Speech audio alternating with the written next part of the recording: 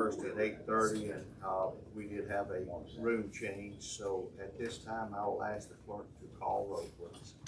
Representative Witt. Here. Representative Shaver. Here. Representative Hollis. Present. Representative Treadaway. Here. Representative Brown.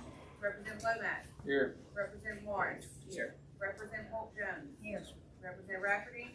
Representative Robertson. Here. Representative Klaus. Here. All right, thank you.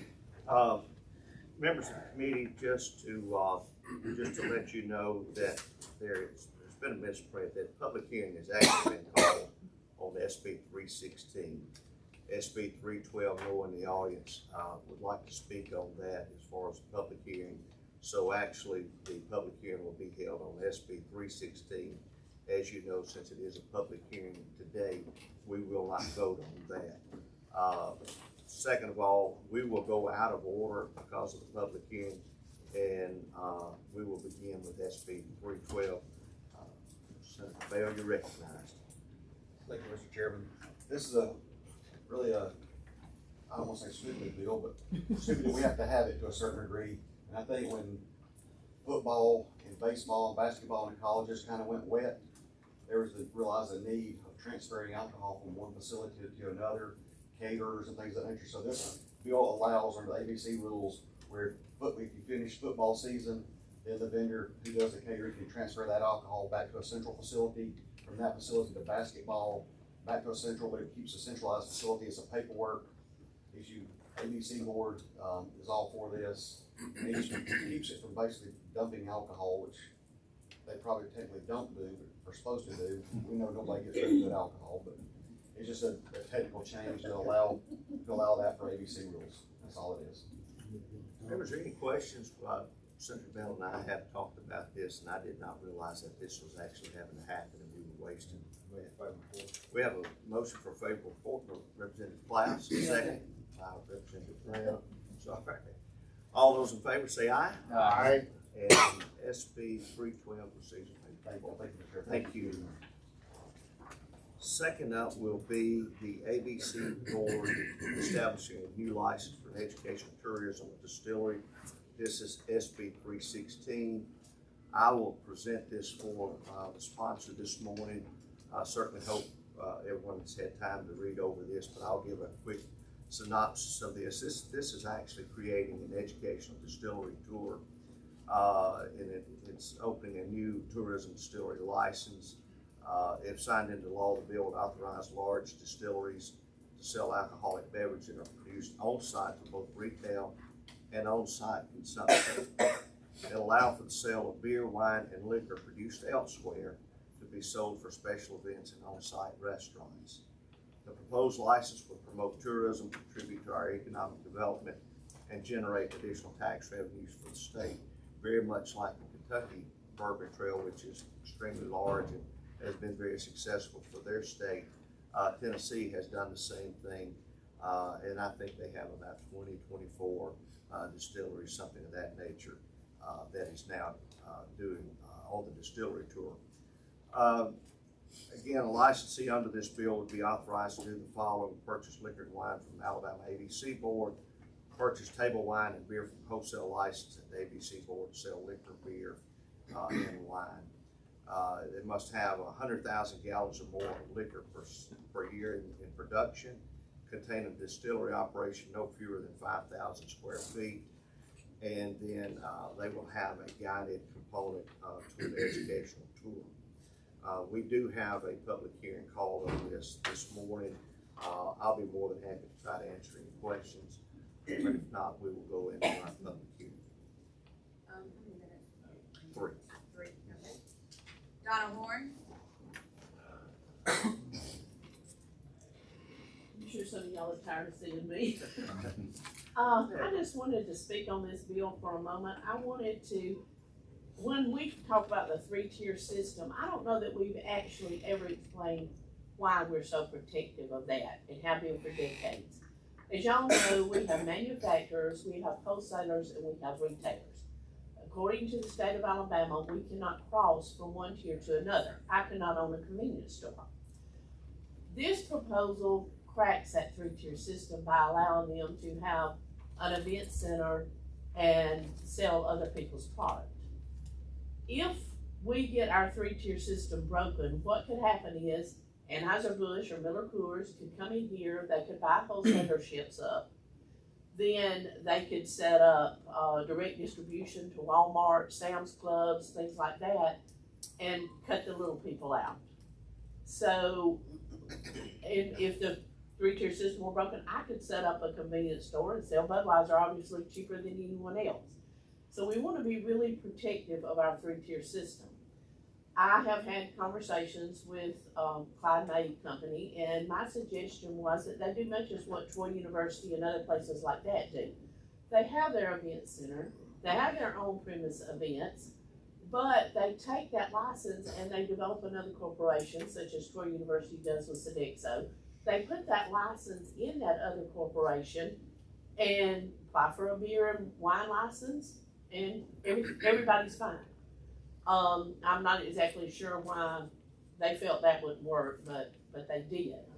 I think Clyde May has a wonderful vision. I look forward to it opening. I look forward to Troy growing, obviously. I look forward to them being a customer of mine. But I just hope that they can find a way to do it without cracking our three-tier system. Thank you. Any questions from our speaker? Thank you. Thank you. All right, Okay. Ms. Holmes, we have one question, Sure. Representative Hollis. Yes, can you explain the three-tier again? Yes, ma'am. You have manufacturers like Anheuser-Busch, Clyde May, they actually make the product. Then you have distributors like us, we sell it to Sam's, to restaurants, to convenience stores. So you have three distinct tiers there. And right now in Alabama, nobody can be in two tiers. You have to choose your lane and ride it. Thank you. Thank you, Ms. Holmes. Next Allison speaker. Kinney.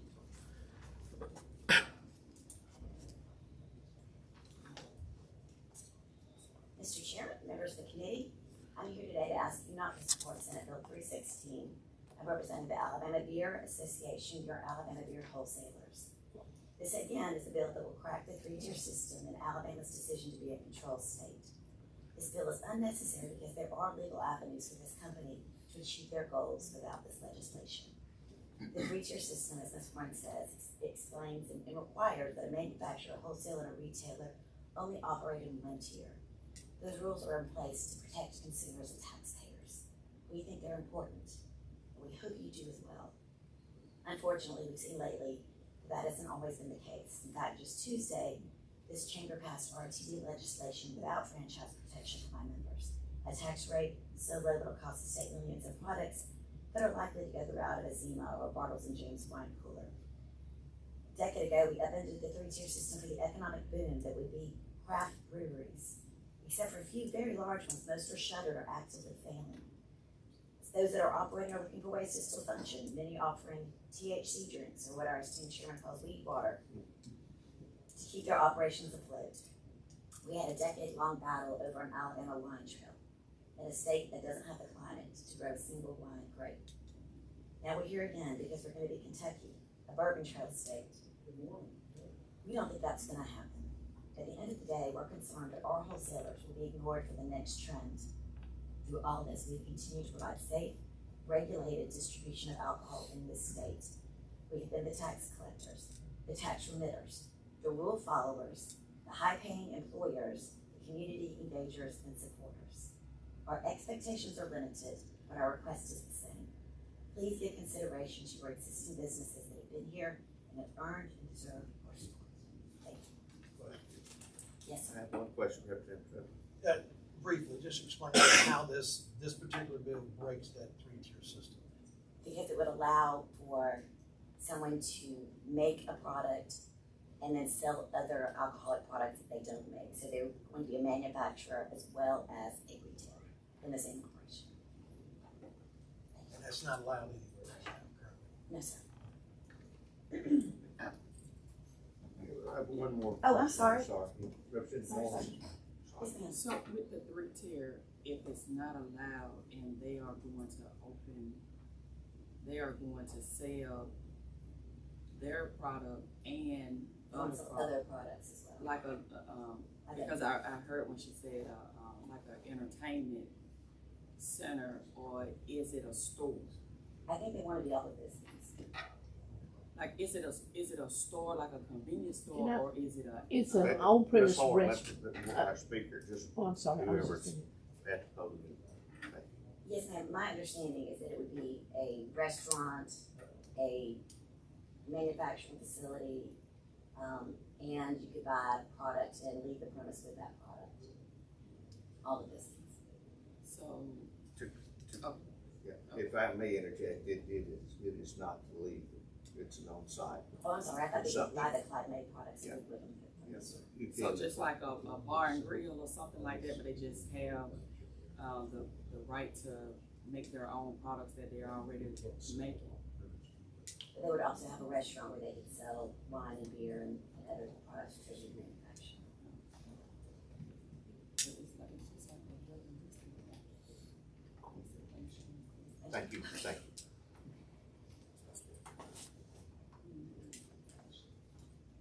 Next speaker. Louis May. Good morning, Chairman and Senate Committee. My name is Louis May. I'm the Alabama State Sales Manager for Clyde May's Whiskey, and I'm also the grandson of the original maker, Clyde May. I'm here to speak in support of this measure. I know there have been a few questions and concerns regarding how it'll disrupt the three-tier system or anything like that. So I'm gonna, Mark Gaines, who will speak after me, will answer a lot of those questions. I'm here to tell you the upside or the positive things about this measure. For starters, it'll help drive and enhance tourism at this, not only at our distillery, but other distilleries as well. Just as it was mentioned earlier with places like Kentucky and Tennessee that already have an existing bourbon trail, these are things that already exist there.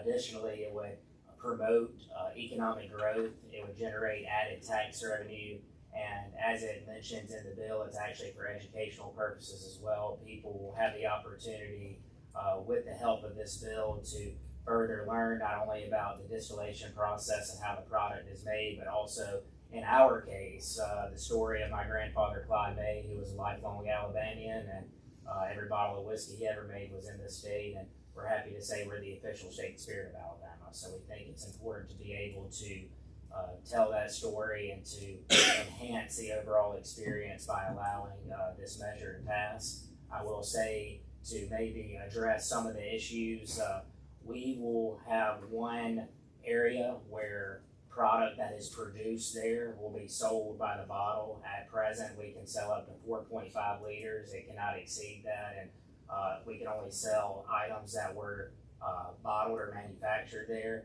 What we are seeking is the separate area for special events or a restaurant type.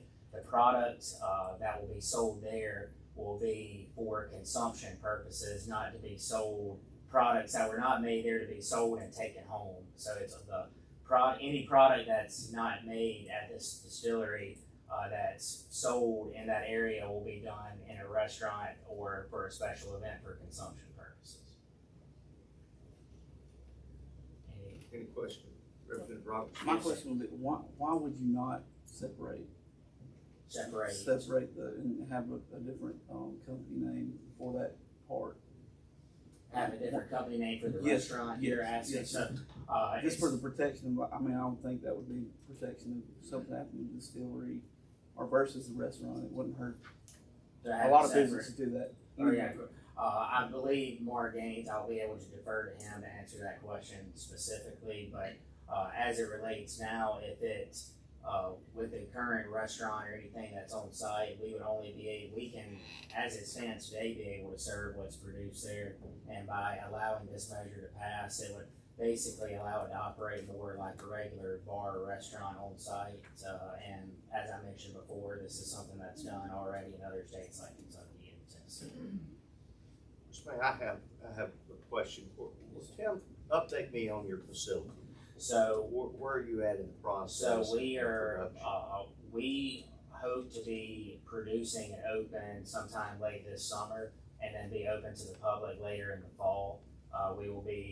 Everything will eventually be done on site there, distillation, aging, bottling, all will be done there on site of the Clyde May's whiskey lineup and products, but it will be open this fall, this year. Representative Lomax. Yes, Yeah, sir. Mr. May, do you know of any peers or competitors in the state that would try to potentially look at this as a model and utilize this as well? I believe, there are other distilleries in this state, and I believe, as it stands today, they gained a benefit from it just like we would. Now, I'm not sure about certain language that might, hinder their ability to apply for the license. I know Mark Gaines is gonna speak to that as well, but overall, this is something that could definitely, in the grand scheme of things, benefit not only us, but all distilleries in the state of Alabama, and allow us to create a similar trail model, like that's done in Kentucky and Tennessee. Representative Where is Wallace. this located? Troy, Alabama. Yes, ma'am. Any further questions? Thank you. Thank you for your time. Joshua Gaines.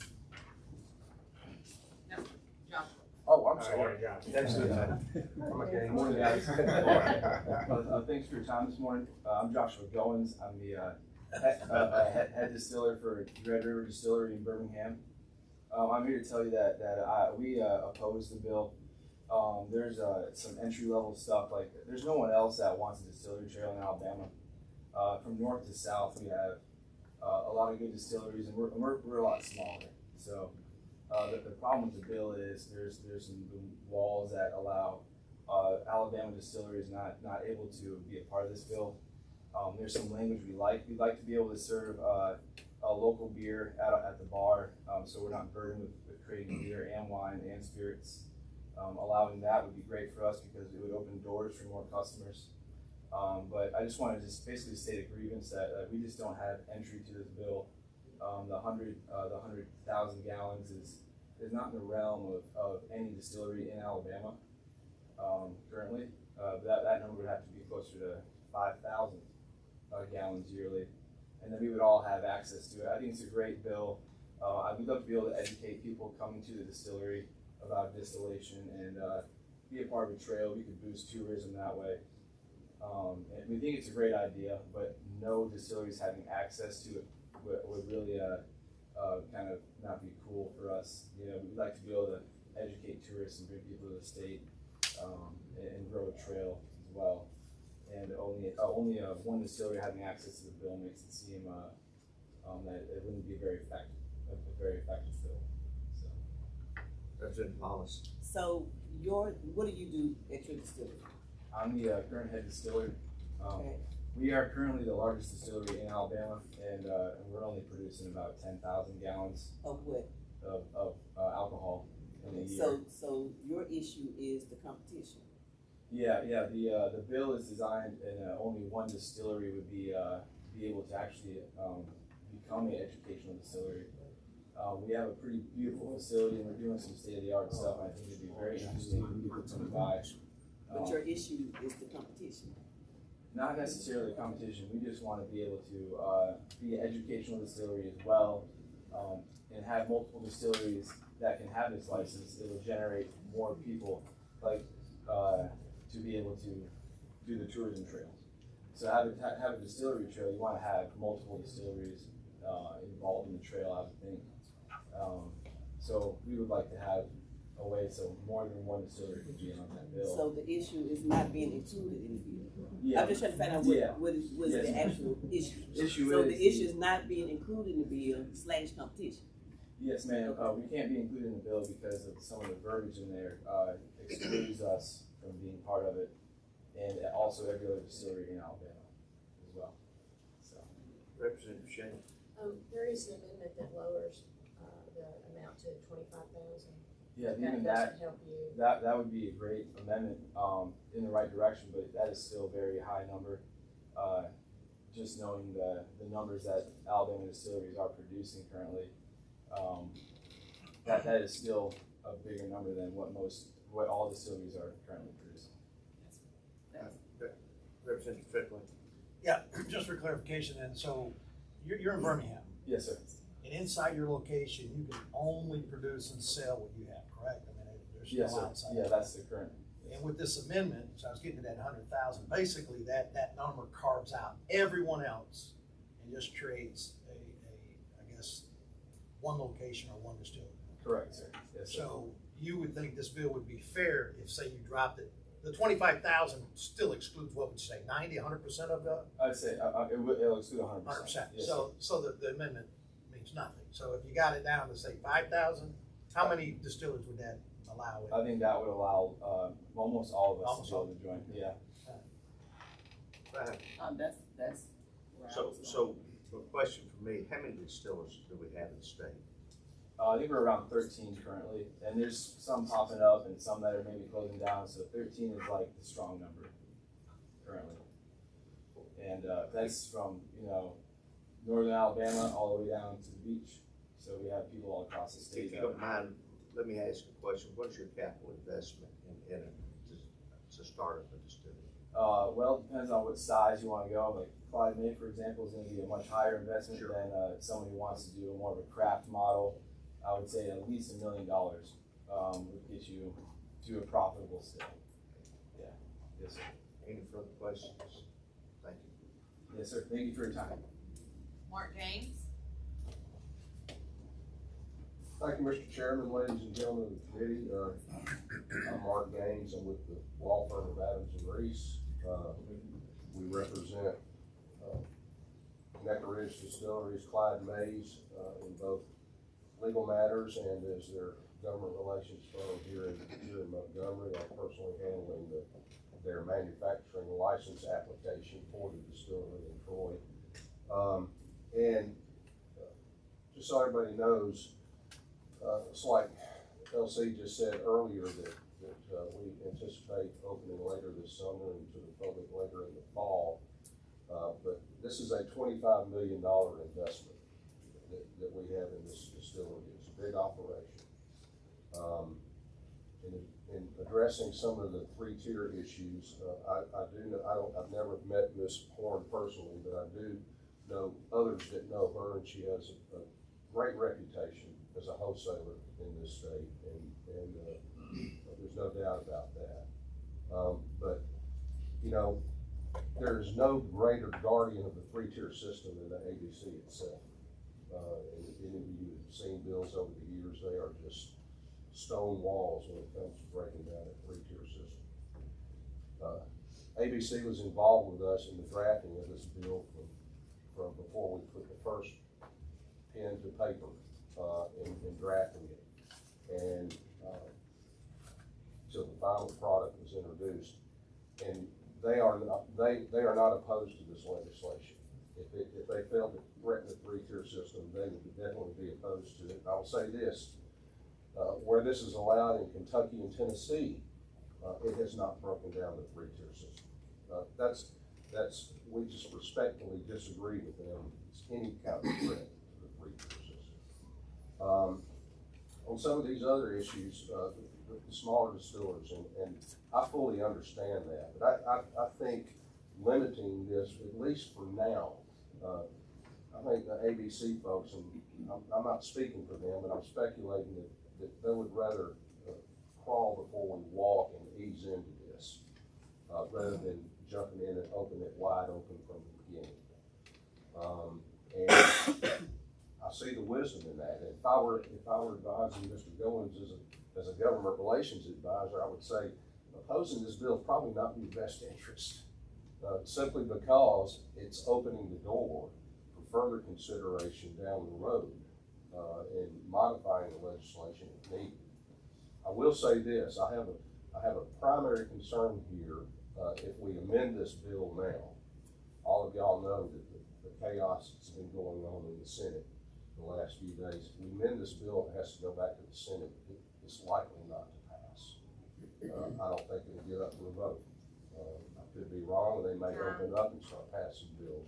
Thank you. I'll be glad to answer any questions you might have. Representative Shaver. Why is having a separate entity not an option? And the ABC can speak better to this, but even under current law, if you have a certain percentage of ownership, you can't do a separate entity or own two different kind of, a manufacturer can't own a wholesaler, okay, by setting up a separate company. You can't do that now in the current law. And there is one little needle you could possibly thread. You could do a brew pub, get a brew pub license where you could serve all kind of alcohol at the facility. Problem with that is that that's capital investment. You have to build a room, but you have to brew the beer there, and we're not beer brewers. So it would just be, you know, in all honesty, a sham. And I think this is the most straightforward way to do it, rather than confusing it with all kind of attempts to set up different legal entities. Thank you. Mark, I understand what you're saying about getting in and then also the amending it this late in the game. But I did have a little bit of a problem with the fact that it will lock out so many other distillers. I mean, I understand wanting to come back, but next year's a whole different year, so it could be I mean, I don't like to reduce that competition. It's not, Well, I would just simply argue it's not a competition thing, really, at the end of the day. When we ask for the ability to serve for on-premise consumption only, beer and wine and other alcohol brands, this is not for off-premise consumption. We can't sell it. But when we do that, it's simply for the purpose of allowing special events, and we have a large facility here, okay? Special big events to locate it or come to the facility. It enhances the tourism aspect of it. It pulls more people in. no, I meant more the 25,000 gallon number. Okay. I mean, that's setting it, doing that event. Well, setting 25,000 gallons. probably at the end of the day, though, those that produce the smaller amounts have much smaller facilities, probably are unlikely to host big events like we're talking about doing. Yeah, and I know what you're trying to do, because I've been in, places like Key West has a place like that with Hemingway's and another one. So I understand that, but I'd like to see that number come down on the gallon side to allow more people to take advantage of it. Well, my suggestion to them would be, come back next year with a bill to alter it. Let's not kill this bill over that issue at this time. I think they'll be in a much better position next year to get that change done that would benefit them. Sure. That's what I would advise them politically anyway. More questions? Thank you. Thank you all. Appreciate it. Thank you. Jimmy Sharp?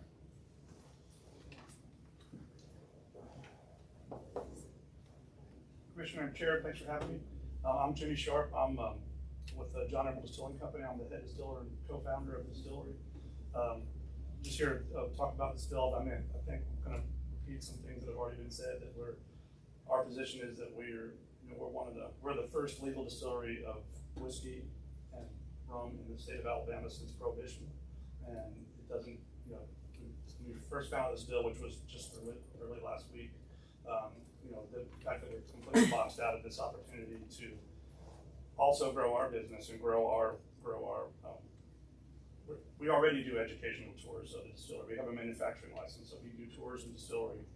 We have people coming from far and wide, multiple times a month. People have layovers in Atlanta Airport. They drive to Opelika, Alabama, take a tour of John Emerald, and as our brand grows, that happens more and more all the time. We're already educating people, and we're very interested in growing a trail for that purpose.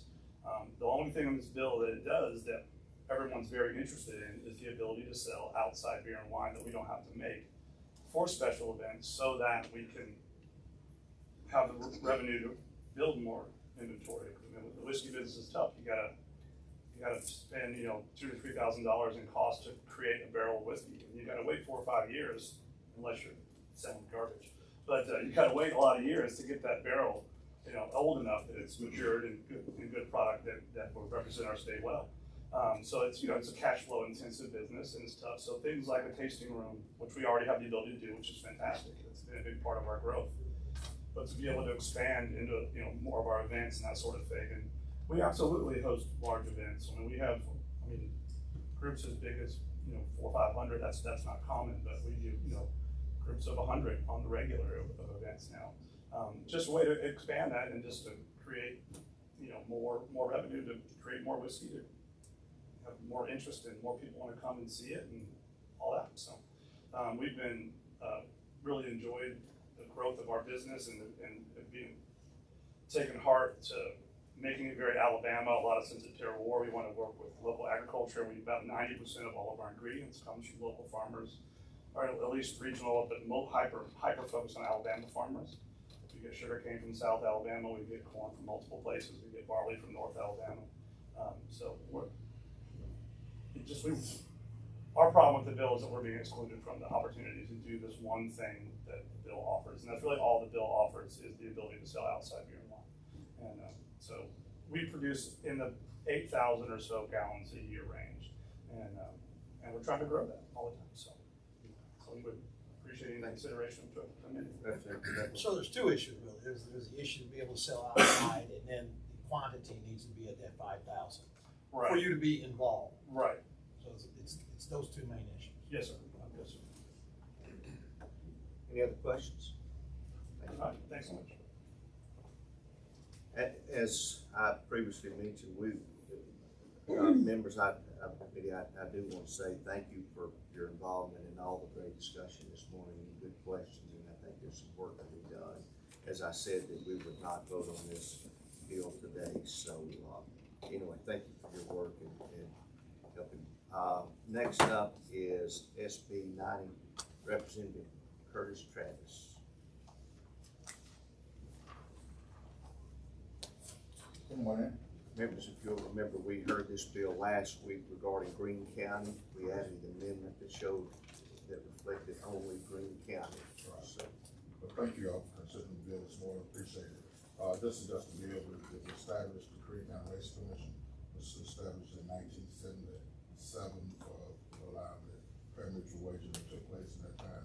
And so now, since that time has changed, pari-mutuel charities that would give to organizations that no longer exist. So that codifies and clarifies, so that redirects that, and it recodifies the days that we allow to operate, so that what it does, it changes the hours so that we have more days to operate from when it originally passed in 1977.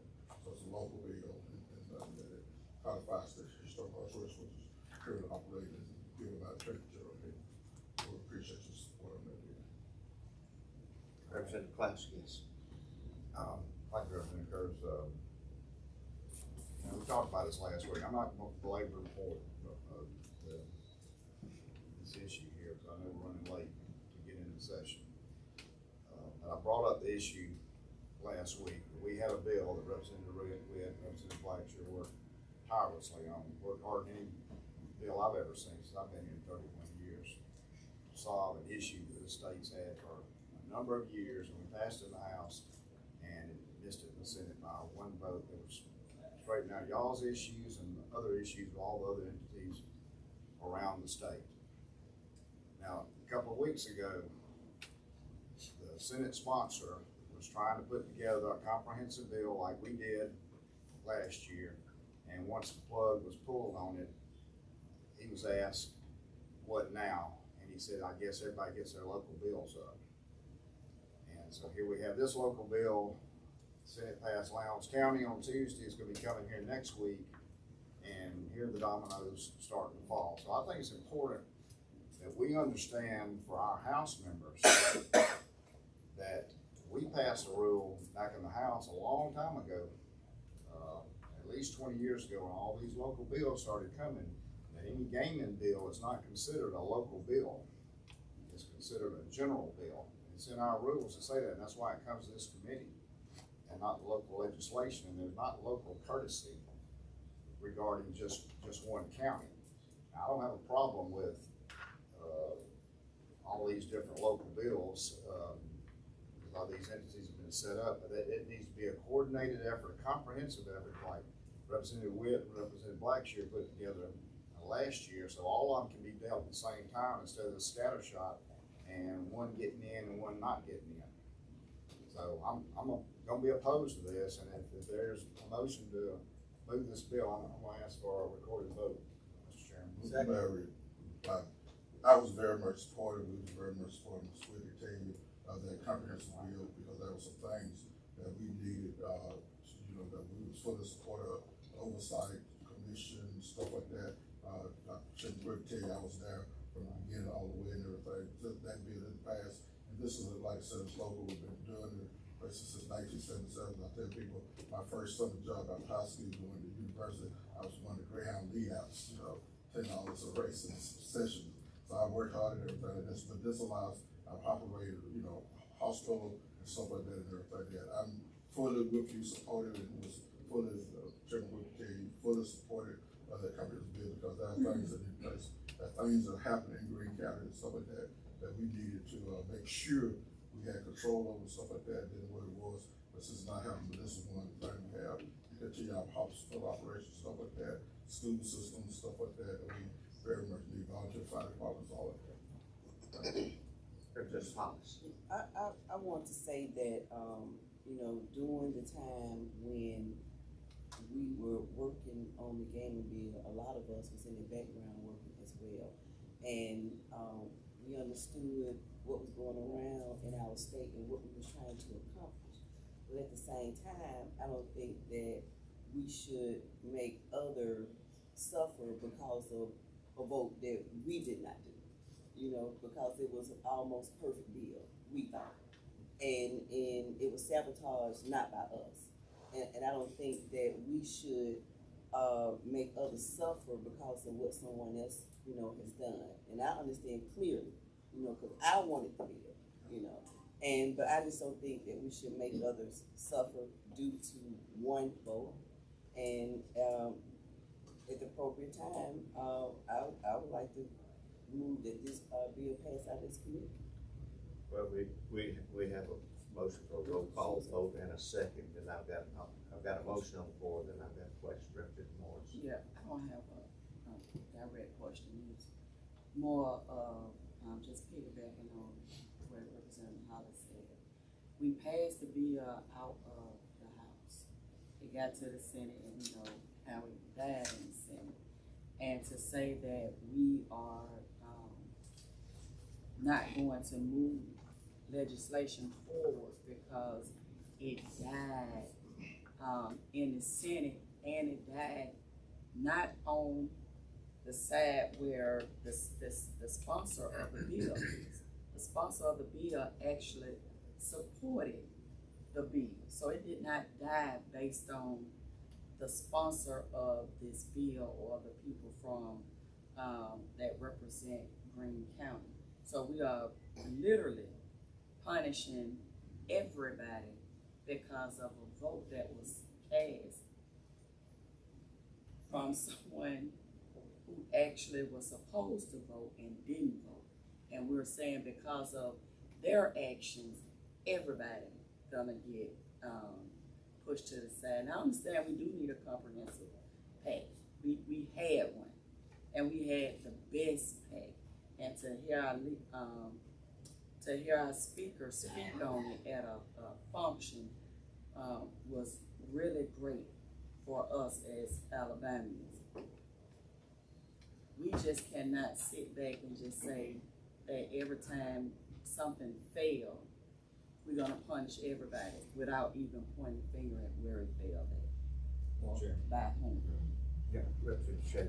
And at this proper time, I say. My concern is that when the first bill that allowed it was a constitutional amendment. So here we are with just a general statute trying to change things that were specified in that constitutional amendment. And so why is it not a constitutional amendment? Because it's already, it was passed, it was passed and allowed in Greene County. So what we're doing, the local codes, we're just making some changes that were, based on 1977. We got charities and stuff that was operating in 1977 that no longer existed. So we were able to redefine, redirect the money. And that's what it clarifies today. It clarifies the days and everything, because one of the things that currently waited to be sets and everything gives so many racing days. And so what we're doing, redefining the racing days so it allows them to operate. So, but then we'll run out, at a racing days per year. We can find how many hours operation to redefine the racing days and so so it's not, everything is already local existing, so it's not a constitution. Amendment, it's just changing the operations that were in the commission operation. Because the constitutional set in place the Greene County Racing Commission. So it's the Greene County Racing Commission that this bill is addressing that on that operation, which oversees, and it oversees currently one parimutuel facility that's operational there. Representative Clowes. Yeah, I just wanna reemphasize, I'm not talking about the guts of the bill. I mean, I think there's plenty of issues that can address where there may be some shortcomings on this bill that may not have been different than what y'all's bill was last year. My issue is the process, that we're coming now with local bills, and I want the Senate members to understand, and our members in our chamber to understand that it's not a local bill in the House. They may treat it like that in the Senate, but when it comes to the House, it's a general bill, and so it's the whole membership voting on this. So let's just understand that as we move forward with all these local bills that are starting to come now. Representative Brown. What's the current status of gaming in Greene County? Well, gaming in Greene County, the parimutuel wager facility, which is the Green Track, closed down, so the licensed racing commission, they re-advertise and stuff. So now Powers Entertainment, that's the only one that has that. There was a lawsuit that was agreed upon to close all the bingo facilities now. One of the things I tell you that they pop back up, they've been popping back up here recently. So this also helps because it's only one legal. Now I understand from that there, why some folks are popping these things back up stuff, that they will, that the Attorney General will move in and shut those down and everything. And I'm fully supportive, like I said, fully supportive of this bill that we dealt with last year. We held it off, trying to get, make sure that the bill that was passed and everything. So again, like I said, we're fully supportive of regulations and stuff like that, license racing commission, statewide law to regulate, to oversee and all of that. And this one thing, what this does put the stuff back in the hand of a commission, which oversees that rather than, which has been in the hand of the sheriff who's operating, passing out license, left and right and stuff like that. And this will help clarify and clear that problem. Representative Lomax. Yeah, I'll be quick. Kind of what Representative Klaus was saying, this is a patchwork bill.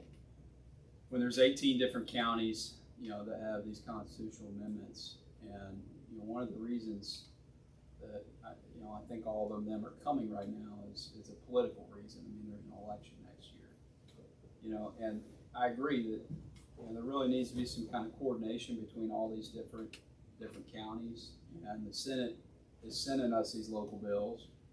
I don't understand why they're not coordinating. When they had, they weren't able to pass something last year, but then they have no problem passing these so-called local bills and then sending them down here. So I think that would be my issue. But ours is different because, like I said, it's constitutional amendment that was passed for Greene County. It was local. It's not an issue about trying to coordinate or give this and make this issue a statewide stuff.